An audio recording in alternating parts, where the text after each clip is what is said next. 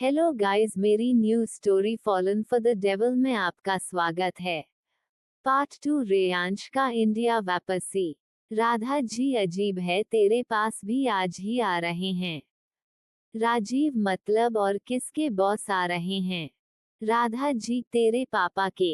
राजीव, हाँ, क्योंकि हमारे बॉस एक ही है, उनका बिजनेस एक नहीं है, मन बहुत सारे हैं। खैर, आप नहीं समझोगे, आप जल्दी से नाश्ता लगा दो, मैं चेंज करके आता हूँ। ये कहकर राजीव चला गया और राधा जी खाना डाइनिंग टेबल पर लगाने लगी।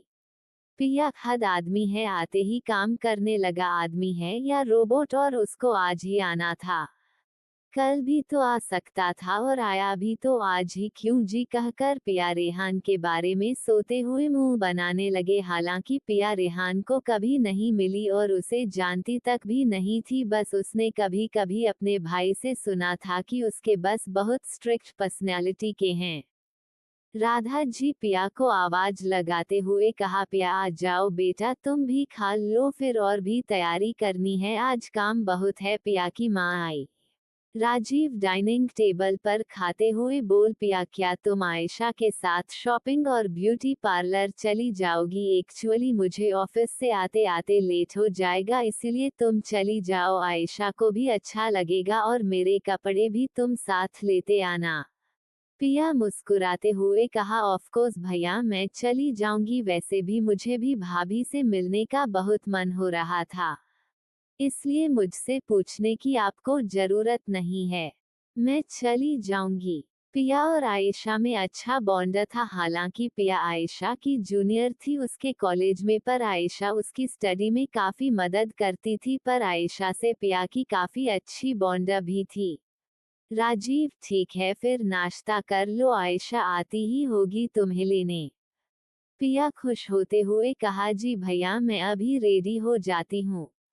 पिया रेडी हो ही रही थी, वैसे ही उसके कान में हॉर्न की आवाज आई और दौड़ते हुए नीचे गई और देखा पूरी पलटन आई हुई थी। रवि, जो आयशा का छोटा भाई और पिया का क्लासमेट भी है, बोला है, मिस ब्यूटीफुल, तू इतना रेडी होकर क्यों आई है? तेरे लिए लड़का देखने जा रहे हैं क्या? पिया मुंह बनाते हुए बोली, बकवास बंद कर रवि के बच्चे। वहीं आयशा कार से उतरी और पिया को गले लगाते हुए बोली, मेरी नंद को कुछ मत कहना। फिर आयशा बोले, पिया तुम बिल्कुल डॉल लग रही हो, किसी की नजर ना लगे, और उसे एक काला टीका लगाती है अदिति, जो पिया की चाइल्डहुड एंड बेस्ट फ्रेंड है, जोर से हैक करते हुए बोले, पिया मेरी जान, अगर मैं लड़का होती ना तो कब का तेरे साथ भाग कर शादी कर लिया होता। और वह हंसने लगी। अदिति पिया की बचपन की दोस्त है और रवि की भी दोस्त है, ये तीनों तीन तीन तिगाड़ा काम बिगाड़ा है। वही ड्राइविंग सीट पर बैठा तो गहरी आंखें पिया को काफी देर से घूर रहा था। यह आयशा के मामा का बिगड़ा हुआ लड़का अमीर ज्यादा विवेक ओबरॉय था, जिसे लड़कियों के साथ खेलना बहुत पसंद है, और पर पिया के साथ वह कुछ नहीं कर सकता क्योंकि वह आयशा की ननंद है और पिया उसको भाव भी नहीं देती थी, ना ही कभी उसको कभी देखती ही थी। पर जब से विवेक वह पिया को देखा है, उसकी नजर पिया पर ही ठहर गई है। आयशा, चलो सब कर में बैठो, यहीं पर टाइम वेस्ट करना है क्या? हमें शॉपिंग भी करनी है। सब कार में बैठे जाते हैं और शॉपिंग के लिए निकल जाते हैं। वही 2 दिन पहले लंदन। एक शख्स जमीन पर बैठा खून से सना अपनी जान का भीख मांग रहा था। बॉस मुझे माफ कर दीजिए, मैं वह डॉक्यूमेंट खन्ना के बहकावे में आकर उसे बस देने का वादा किया था, मैंने दिया नहीं है अभी तक, प्लीज मुझे माफ कर दीजिए। ये क्या क्या है? वह शख्स जोर जोर से रोने लगा और उसे शख्स के पैरों पर गिर के गिराने लगा। तभी एक गोली उसे शख्स के सर के आर पार जाती है और वह वही ढेर हो जाता है।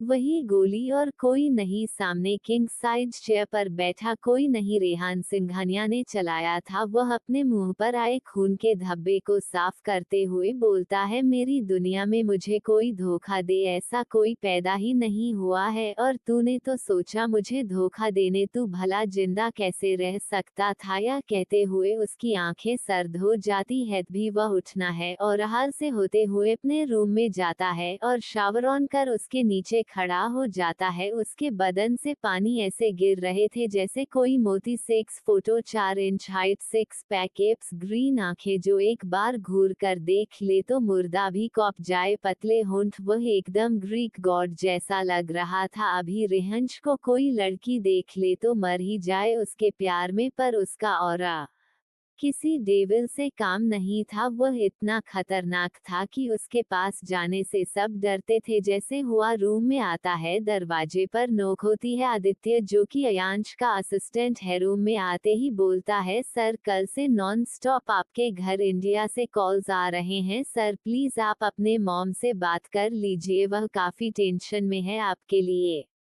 रेहाश आदित्य को घूरते हुए गुस्सा से बोलता है, गेट लास्ट।